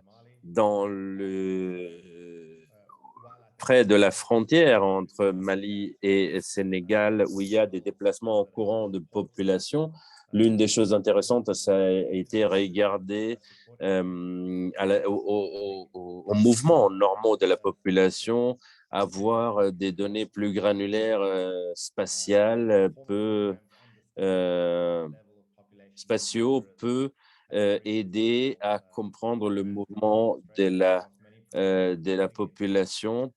Par exemple, dans beaucoup de programmes, comme par exemple la distribution de médicaments de masse ou la vaccination de masse, on va collecter des données au niveau personnel pour comprendre le pourcentage de personnes qui sont encore à leur foyer à résidence entre les différents subministrations des médicaments. Cela peut vous aider à comprendre leur déplacement. Donc, il faut tacler la question des deux directions, améliorer la granularité de données et également utiliser des données qui semblent peut-être ne pas être pertinentes dans la première analyse, mais qui peuvent vous aider à comprendre le déplacement de la population et comprendre, ce faisant, les déplacements de la population. Merci beaucoup, Derek. Une dernière question. Je regarde aux questions, mais nous sommes en retard. Une dernière question avant un premier Chris, je dirais. Y y a-t-il une manière de partager les données, de les rendre disponibles à plusieurs organisations et d'avoir donc la possibilité pour beaucoup d'organisations d'avoir une cartographie précise? Et seriez-vous content de partager ce genre de données? Oui, il y en a pas mal. Et je pense que ça, c'est une partie du problème, c'est-à-dire qu'il n'y a pas une seule place à regarder. Il y en a plusieurs. Il y a HDX, par exemple. L'OMS a énormément d'informations dans les terres, spécialement reculées, mais ce n'est pas disponible pour tout le monde. Des data sharing, cette disponibilité de données entre les pays et pour les différents pays, c'est quelque chose que l'on doit souligner plus, spécialement pour les problématiques comme on vient juste de dire, pour les déplacements des populations autour des frontières des différents pays.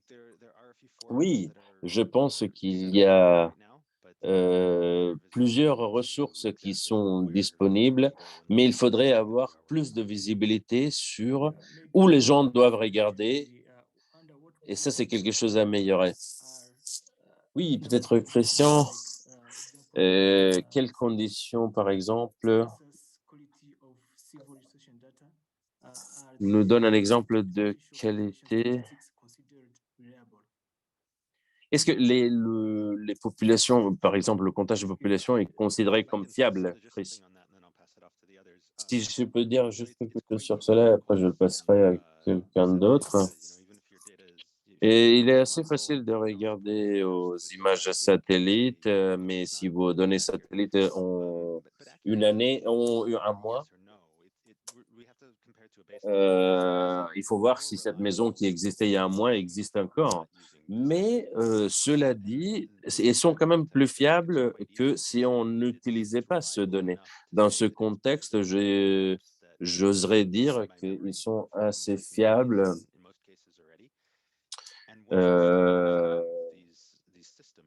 En rapport à si on ne les utilisait pas. Et une fois qu'on commence à les utiliser, elles s'améliorent.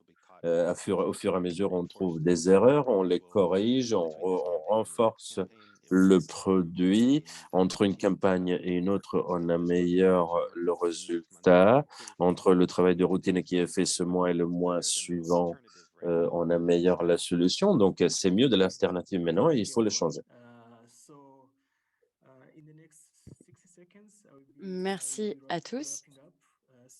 Je pense que nous allons clôturer au nom de tout le monde. Au nom de tous, j'aimerais remercier les participants.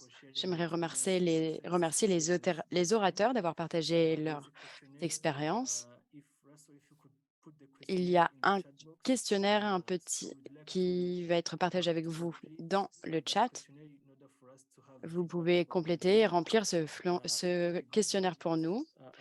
C'est toujours très intéressant d'avoir un retour sur ce webinaire. Merci beaucoup d'avoir suivi cette session. La version enregistrée de ce webinaire sera disponible et partagée avec vous. On partagera également avec vous les diapositives et les documents mentionnés par les orateurs. Si vous avez des questions, n'hésitez pas à être en contact avec nous.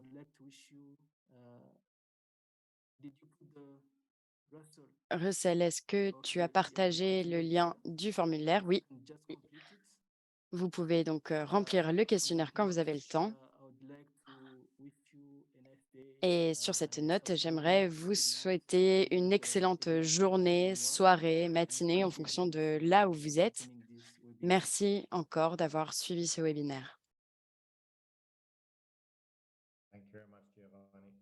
Merci beaucoup, Giovanni. Merci à tous. Merci, Giovanni. Merci tout le monde. Merci à tous. Nous allons mettre un terme à cette réunion. Merci à tous.